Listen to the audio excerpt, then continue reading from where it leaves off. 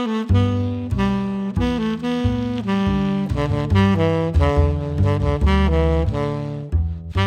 name is DELBERT FELIX. I'm an upright bass player from South Carolina, from Beaufort, South Carolina, St. Helena, South Carolina, really. Um, I've been playing the bass for 40 years, the upright bass for 40 years. I started off on electric bass, but been able to make my living, playing music, enjoy music. It's been a passion for me. My family was musical, so when I grew up and I was young, I was introduced to a lot of musical ideas.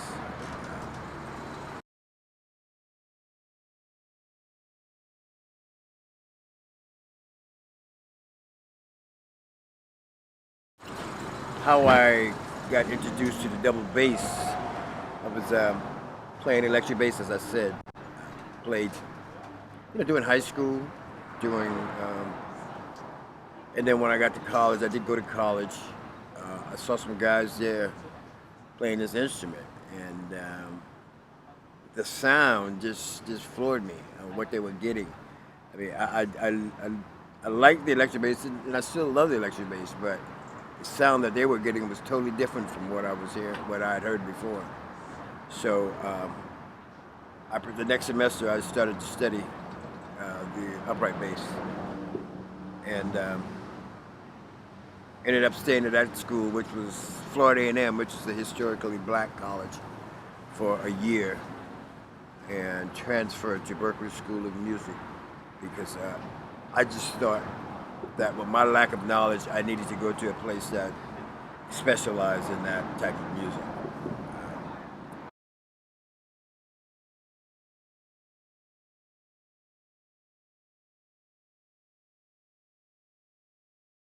Now, when I got to college, I didn't know a whole lot. Didn't know a whole lot of musical theory. So college was beneficial for me in that aspect. Um, as a matter of fact, I didn't get my first upright bass until I got to college, and I took some years off to practice to develop some kind of technical prowess on the instrument. The one thing I can say about when I went to college, there were a lot of great musicians who are famous now that was there.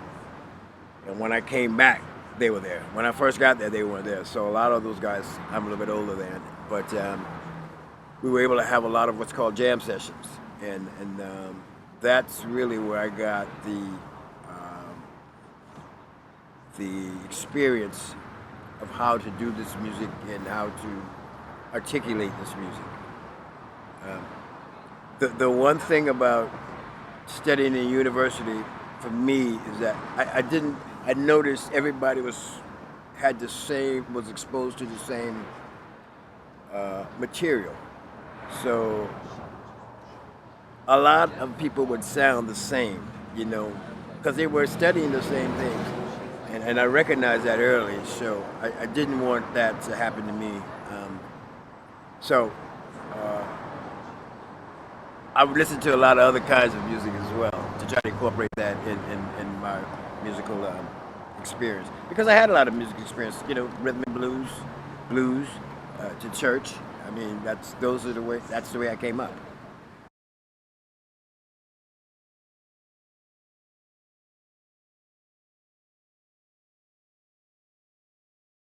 My family, my dad was a band instructor, so I got introduced to. I was a trumpet player. I'm a failed trumpet player. Yeah, I played trumpet in junior high and high school, um, but I did. I always wanted to be in a band because back in the '70s, the bands were popular, and it was good bands. Earth, Wind and Fire was out. Group called War, a group called, James Brown. That was probably my first influence. My dad took me when I was 12 years old to see him. And after I saw him, I knew somehow or another I was going to be involved in some kind of musical endeavor.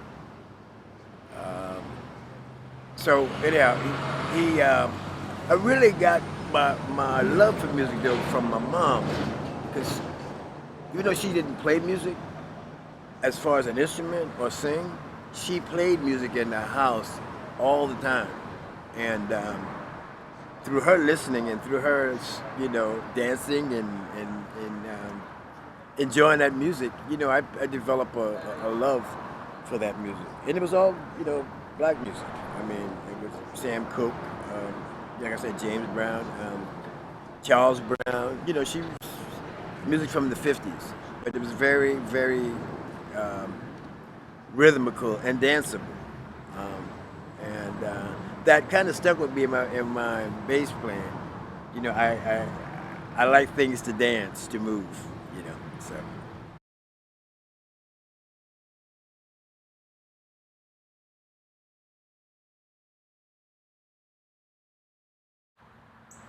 I know African musicians.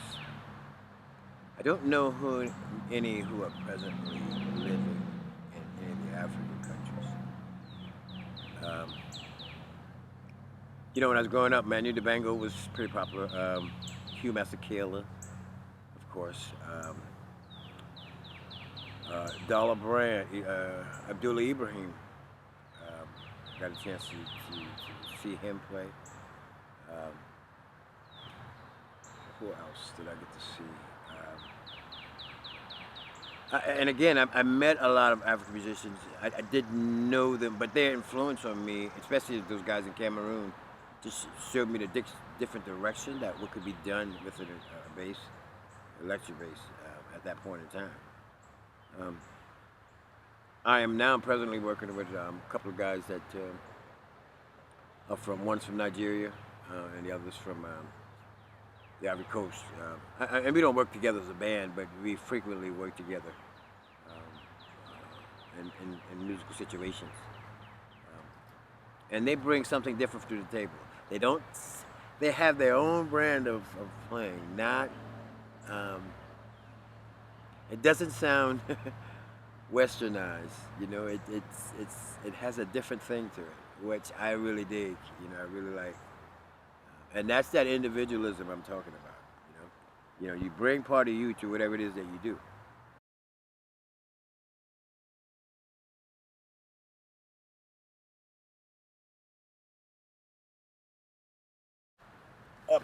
Yeah, if I had the opportunity, I would love to come and do some, I would call it exchange, give some double bass lessons to some schools in the continent of Africa, because I think it would be a two-way street. I would learn a lot, rhythmically from those who I were probably able to teach, because it's such a firm foundation in the African countries. But I would enjoy that. I mean, I could envision staying in Africa for a few years. I mean, and I would come back because I have family here, but just learning who I am, learning the country, learning about the rhythms, learning about, possibly where I came from. So I that would be a real treat or goal of mine to do that, to make that happen. I would love to do that.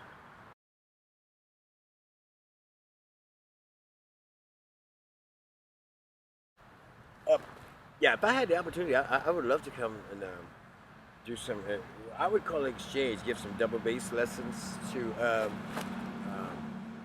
some schools in the continent of Africa, because I think it would be a two-way street. I would learn a lot, rhythmically from those who I were probably able to teach, because such a firm foundation in the African countries. But I would enjoy that. I mean, I could envision staying in Africa for a few years. I mean, and I would come back because I have family here, but just learning who I am, learning the country, learning about the rhythms, learning about, possibly where I came from. So I that would be a real treat or goal of mine to do that, to make that happen.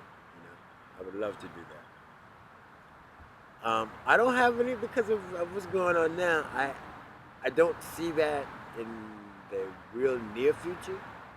But when things slow down and if things ever get back to whatever is normal, I plan to go and visit some countries in Africa, in particularly Cameroon, Senegal, Ivory Coast, and Sierra Leone. Yeah, my where I'm from, where I was growing up, most of the descendants are from Sierra Leone, so I would definitely want to go and check that out. But that's the roots.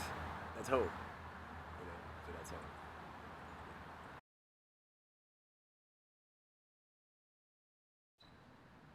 Okay. So I want to elaborate on school and that approach in going to universities. I do. There's value in that. There's value. There's if theoretical value. However, the whole goal of playing this music is to, for me, is to get to me, not replicate with somebody else, not to repeat with somebody else. Now, I may use some of that in practice, but at some point, I want to get to who I am. It is my belief that the Creator made us all a little bit different. I mean, we have different.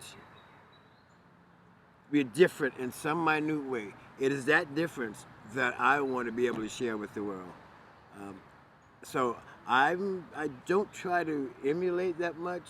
I mean, I can appreciate, but I don't, because at the end of the day, I want to get to who I am through music.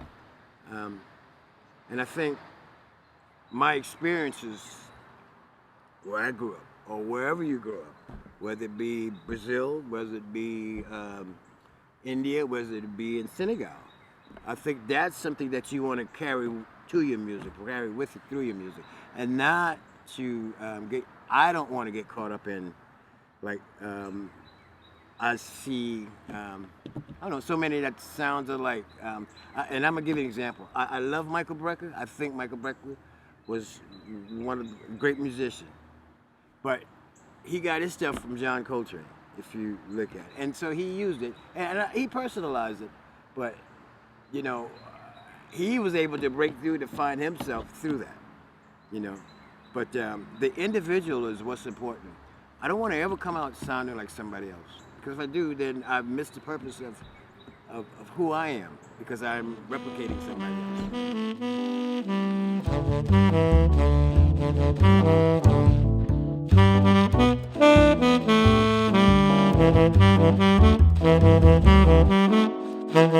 else.